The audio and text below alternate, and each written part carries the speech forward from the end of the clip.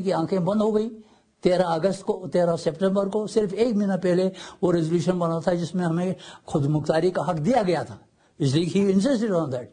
जो ही उसकी आंखें बंद हो गई, जफरल्लाह दौड़ते हुए यूनाइटेड नेशन पहुंच जाइए, इसमें तरमीम करो, इसमें से कश्मीरियों को इससे खुद मुख्तारी के हक से महरूम करो। और इंडिया को मौका मिल गया, उनको पता था कि इस हक करने से हमें फायदा पहुंचेगा, वो बन गया। तो इसमें इसका मतलब है कि यूनाइटेड नेशन भी तो वहां पे बैठी हुई है ना। अब देखना मसला ये है, फरीक दो हैं, अगर वो दोनों मिलते हैं, एक अदालत क्या करती है? अदालत तो यही करेगी, क्योंकि हमारी वहां कोई रिप्रेजेंटेशन नहीं थी। बदकिस्मती हमारी कि हम हमेशा कश्मीरी अपने लिए बाहर से अपने लिए आका दरामद करते रहे। और मैं हमेशा कहता हूं कि जब तक कश्मीरी ये बाहर से आका दरामद करने की ये रविश को तर्क न करें, कश्मीर आज़ाद नहीं हो सकता। उन्होंने शेख अब्दुल्ला दौड़ता हुआ गया दिल्ली, उसने बुलाया इंडिया को, ये दौड़ते हुए आया इधर, इन्होंने बुलाया पाकिस्तान को। अब जब कश्मीरी ही अपने लिए यानी आका वो कर रहे हैं तो यूनाइटेड नेशन क्या करेगी? क्या वहां इंडिया की वकालत करने शेख अब्दुल्ला नहीं पहुंचा? क्या पाकिस्तान की वकालत करने के लिए सरदार कयूम नहीं पहुंचा, इब्राहिम नहीं पहुंचा? तो नतीजा ये है कि एक जज के सामने दोनों पार्टियां कहते हैं जी हम ये चाहते हैं, जज क्या करेगा? कानून के तहत उसने दोनों पार्टियों को मानना है। उसके बावजूद मैं कहता हूं कि जज अगर वाकई एक कॉन्शियस आदमी है, एक बाज़मीर आदमी है, उसको अगर एहसास हो कि इन दोनों की वजह से किसी तीसरे को नुकसान पहुंच रहा है, उसको इंटरवीन करना चाहिए। लेकिन यूनाइटेड नेशन इंटरनेशनल रिलेशंस जो इंटरनेशनल लॉ है वो यानी एक किस्म का सिविल लॉ है, क्रिमिनल लॉ नहीं है। सिविल लॉ में एक मुकदमे में 20 साल लग जाते हैं। क्रिमिनल लॉ में अब तो लॉ बन रहा है कि 6 महीने के अंदर हर क्रिमिनल लॉ का फैसला होना चाहिए। तो वहाँ हर सूरत में वो एक सिविल लॉ की हैसियत से करते हैं, वो इंसाफ से कहीं ज़्यादा यानी मुफाहमत ज़्यादा इम्पोर्टेंट है उनके लिए, तो वो नहीं कर रहे। सॉरी। तो अब जो डेवलपमेंट की फेज है वो किस तरह होनी चाहिए? डेवलपमेंट के जो है नहीं, ये इसके बारे में, ज़लज़ले के बारे में, वो तो मैं शुरू से कह रहा हूँ, कल भी मैंने बयान भेजा है, पहले भी कहा है, जिनने लोगों से मेरा वो ताल्लुक है वो यही है कि सबसे बड़ा खतरा जो है वो है थर्ड फेज में। थर्ड फेज में होना यही है कि एक आदमी के 10 मकानों के पैसे मिल जाएंगे, जिसके पास मकान नहीं हो बेचारा ऐसे रह जाएगा अगर उसका कोई सोर्स नहीं।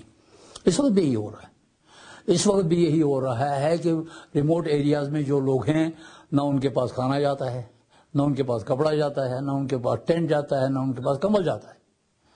लेकिन कई लोग अभी ये देखें ना, ये आप इस रोड पर आए होंगे तो कितने वो कपड़े पड़े हुए हैं रास्ते में, लोगों ने फेंक दिए। अब यही कपड़े, मैं जो समझता हूँ कि ठीक है वो नहीं है, लेकिन यही कपड़े किसी को यानी वो सर्दी से बचा सकते हैं। यहाँ सर्दी हो गई और वो लोगों ने फेंक दिए। इस तरह ये मिस एडमिनिस्ट्रेशन होती है। तो मिस एडमिनिस्ट्रेशन का कहीं ज़्यादा एहतमाल है थर्ड फेज में, और वो मिस एडमिनिस्ट्रेशन के जो रिजल्ट होंगे वो परमानेंट होंगे, वो टेम्परेरी नहीं।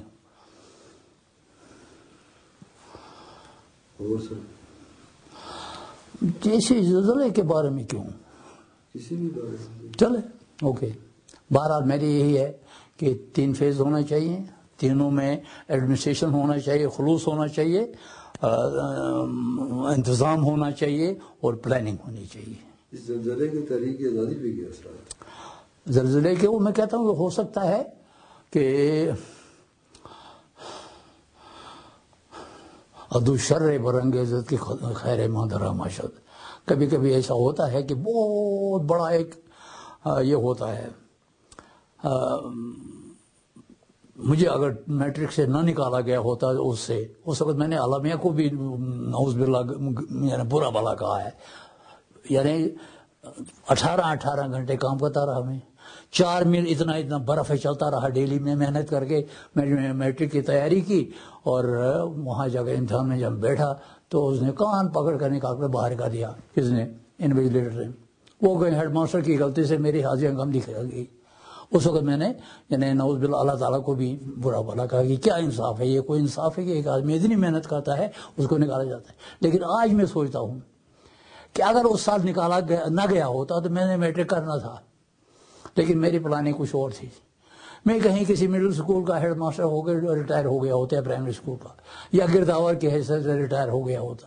وہ نکالے جانے کی وجہ سے دوسرے سال میں نے تھوڑی محنت کی، اس قابل ہو گیا کہ کالج میں داخلہ لے سکا. میں پہلے سال کوئی یہ نہیں تھی، میں باہر تھا، میرا گھر ادھر رہ گیا تھا. تو وہی ہو گیا کہ اگر وہ مصیبت پہلے سال والی مجھ پر نہ ہوتی تو میں آج کسی مڈل اسکول کا ہیڈ ماسٹر یا پرائمری اسکول کا یا گرداور کی حیثیت سے یا اور میں جو کچھ تھوڑا بہت تحریک آزادی کے لیے کر رہا ہوں شاید میں نہیں کر سکتا. تو وہ جو مصیبت میری تھی وہ میرے لیے ایک رحمت بن گئی. یہ ایک دفعہ نہیں ہوا، میرے خیال میں درجن بار ہوا. آپ نے کتاب نہیں پڑھی ہوگی، درجن بار ہوا میرے ساتھ. تو اسی طرح ہو سکتا ہے، عین ممکن ہے کہ یہ زلزلہ بھی کسی حد تک، مطلب ایک بہت بڑی یہ ہے کہ یہ مسئلہ حل نہیں ہوا 47 میں. اگر 47 میں حل ہو گیا ہوتا تو خود مختاری کا کوئی تصور ہی نہیں تھا. اسے یا تو ڈیوائڈ ہونا تھا یا پاکستان کا حصہ ہونا. وہ ایک ٹریجڈی تھی اس زمانے میں، ہم سمجھتے تھے یہ ایک ٹریجڈی ہے، ایک سانحہ ہے کہ مسئلہ حل نہیں ہو رہا ہے. لیکن آج نظر آ رہا ہے، مجھے کم از کم نظر آ رہا ہے کہ اگر 47 میں حل ہو گیا ہوتا تو خود مختاری کا کوئی تصور ہی نہیں تھا. یہ حل نہیں ہوا، ایک سانحہ بن گیا، اور نتیجہ یہ ہے کہ آج ایک اچھا خاصا ایک امکان ہے کشمیر کی خود مختاری کا. اسی طرح یہ زلزلے سے بھی کوئی اچھے ایسپیکٹ نکل سکتے ہیں.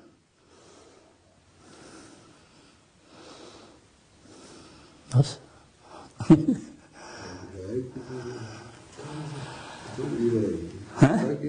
ہاں ٹھیک ہے. میں چاہتا ہوں نا یہ یار آپ تھوڑی سی بیٹری ہے، تھوڑی سی بیٹری ہے، کیا کرے. میری جو یہ ایک وہ ہے نا ایک اپنے میں ایک چھوٹی سی ایک کمی محسوس کر رہا ہوں کہ میری آئیڈیالوجی کو وہ پروجیکشن نہیں ملا ہے جو اسے ملنا چاہیے تھا، جو اسے ملنا چاہیے تھا. جو اس کے پیچھے ایک ڈیپتھ ہے، ایک گہرائی ہے، ایک فلسفہ ہے، ایک تھیوری ہے. وہ تھیوری بدقسمتی سے یا تو مجھ پہ کوئی کمزوری ہے یا کیا ہے، یا میرے دوست ایسے نہیں ہیں جو اس کو آگے پروجیکٹ کر سکے. میں نے ایک چھوٹی سی کتاب لکھی تھی، وہ آپ نے پڑھی نہیں پڑھی نا؟ نہیں پڑھی ہے، نہیں پڑھی ہے اس لیے کہ مجھے صاف نظر آتا ہی نہیں پڑھی ہے. I have mentioned you 10 times. مختلف یعنی وہ اس میں نظر آ رہا ہے. کم از کم you owed me a bit of small things. کہ آپ نے فلاں چیپٹر میں میرا ذکر کیا، فلاں میں بھی کیا ہے، فلاں میں بھی کیا ہے. تو چھوٹا شکریہ ادا کرتے نا، وہ آپ کی طبیعت کا ایک حصہ ہے شکریہ ادا کرتے. چونکہ آپ نے شکریہ ادا نہیں کیا اس کا مطلب ہے آپ نے کتاب ہی نہیں پڑھی ہے. تو جو میرا دوست میری کتاب نہ پڑھے تو پھر میں دوسروں سے کیا یہ کر سکتا ہوں. تو you should have come out, امان صاحب آپ نے یہ غلطی کی ہے، یہ یہاں یہ ہونا چاہیے، یہ کیوں کیا ہے آپ نے، یہ ہونا چاہیے. ہاں میرے ذہن میں اس طرح نہیں تھا. کتنا نہیں تھا؟ کتاب پڑھ کے آپ کو سامنے بٹھا کے بالکل کر رہا ہے. You have right. دیکھو نا اس میں یہ ہے کہ جو مجھے یہ ہے کہ کچھ میں نے اس کو پڑھا، کچھ لوگوں جن نے پڑھی ہے، کافی ساروں نے پڑھی ہے، انہوں نے مجھ سے بہت سارے سوال کیے ہیں. ٹھیک ہے نا؟ تو یہ اب میں کر سکتا ہوں کہ ساتھ میں پڑھتا رہوں. جو لوگ نہیں پڑھی ہے، میں I can bet you have not read it properly. میں نے نہیں ریڈ کی، میں نے نہیں ریڈ کی. اس کی وجہ یہ ہے کہ مجھے آگے تک ملی نہیں.